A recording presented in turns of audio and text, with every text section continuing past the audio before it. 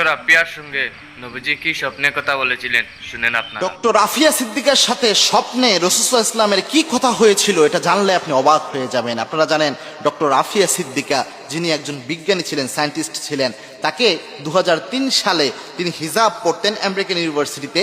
তিনি পড়ালেখা করেছেন, উচ্চতর ডিগ্রি তিনি অর্জন করেছেন এবং অনেক উচ্চমানের একজন তিনি বিজ্ঞানী ছিলেন। এই হিজাব পড়ার কারণে তাকে সন্দেহ করা হয় হয়তোবা তিনি যে অন্যান্য সংগঠন রয়েছে যারা মুজাহিদ বলা যায় যাদের, তাদের সাথে হয়তো তার সম্পর্ক রয়েছে, এরকম চিন্তা তার ব্যাপারে করা হয়েছিল। সন্দেহবশতই তাকে অ্যারেস্ট করে নিয়ে যাওয়া হয় এবং সবচেয়ে মারাত্মক যে কারাগার আবু গারিব কারাগারে তাকে 2003 সাল থেকে এ পর্যন্ত প্রায় 22 বছর তাকে সেই জায়গায় রাখা হয়েছে পেরেছেন। তার সাথে রাসূলুল্লাহ ইসলামের স্বপ্নে একটা অন্যরকম কথা হয়েছিল, যেটা যদি আপনি শুনেন প্রিয় ভাই আপনারা অবাক হয়ে যাবেন। কি কথা হয়েছিল?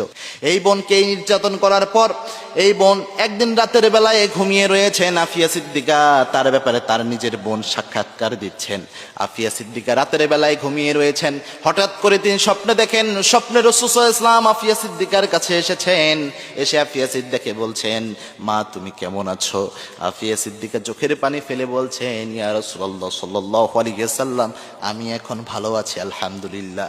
বলছেন, ইয়া রাসূলুল্লাহ আমি যে পরীক্ষা দিচ্ছি দীর্ঘদিন যাবত আমি এই পরীক্ষা দিচ্ছি, ইয়া রাসূলুল্লাহ সাল্লাল্লাহু আলাইহি ওয়াসাল্লাম আর কতদিন আমার এই পরীক্ষা হবে, কতদিন আমি এই জায়গায় থাকবো?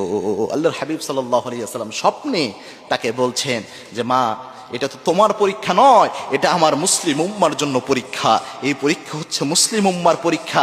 এই পরীক্ষা শুধু তুমি দিচ্ছ না, তুমি আমার উম্মত বলে তোমার উপরে এই পরীক্ষা এসেছে। যুগে যুগে যারাই আমার উম্মত ছিল প্রত্যেকের উপরে এমন পরীক্ষা নেমে এসেছে। একজনের পরীক্ষার ধরন হয়তো একক রকম, বাট প্রত্যেকটা উম্মত পরীক্ষার সম্মুখীন হয়েছে। এবং কি আল্লাহ রাব্বুল আলামিন নিজে জানিয়েছেন যে প্রত্যেককেই আল্লাহ রাব্বুল আলামিন পরীক্ষা করবেন। আহসিবান নাস ইউতরাকু ইয়াকুলু আমান্না ওয়া হুম লা ইফতানুন। আল্লাহ বলছেন তোমরা কি ধারণা করেছো যে তোমরা বলবা আমরা ঈমান এনেছি, আমি আল্লাহ রাব্বুল আলামিন এমনি এমনি জান্নাতি বানিয়ে দেব? ব্যাপারটি এত সহজ নয়। যত বেশি ঈমানের, যত বেশি লেভেল তোমার হাই হবে, তত বেশি তোমার উপর পরীক্ষা নেমে আসবে। এবং কি আল্লাহর হাবিব জানিয়েছেন আল্লাহ রাব্বুল আলামিন ঈমানদার বান্দাদেরকে পরীক্ষা করেন, পরীক্ষার মাধ্যমে আল্লাহ রাব্বুল আলামিন ঈমানটা যাচাই করেন এবং এই পরীক্ষাগুলোর মাধ্যমে ঈমানদার বান্দার গুনাহ আল্লাহ রাব্বুল আলামিন মাফ করে দেয়। সুবহানাল্লাহ। এই আফিয়া সিদ্দিকার সাথে রাসূলুল্লাহ সাল্লাল্লাহু আলাইহি ওয়াসাল্লামের সাক্ষাৎকারের পরে তিনি অনেকটাই সন্তুষ্ট হয়েছেন।